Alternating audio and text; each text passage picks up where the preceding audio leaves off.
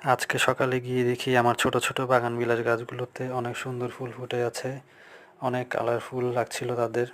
এরপরে আমি চলে গেলাম সরাসরি আমার মুরগি এবং কবুতরের খাঁচার সামনে। সবাই আমাকে দেখে খাওয়ার জন্য প্রায় পাগল হয়ে যাচ্ছিল।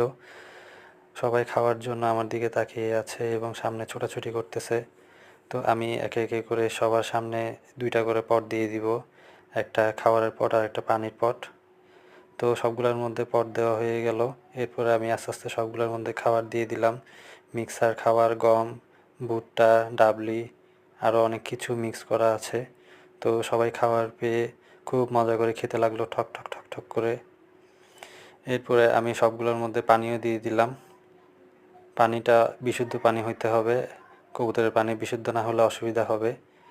তো এরপরে আমি মুরগিগুলোকেও খাবার দিয়ে দিলাম। মুরগিগুলো খাবার খেতে থাকলো, ওদিকে আমি কিছু বাচ্চা আলাদা করে দিয়েছিলাম মশারির ভেতরে, মশার কামড় থেকে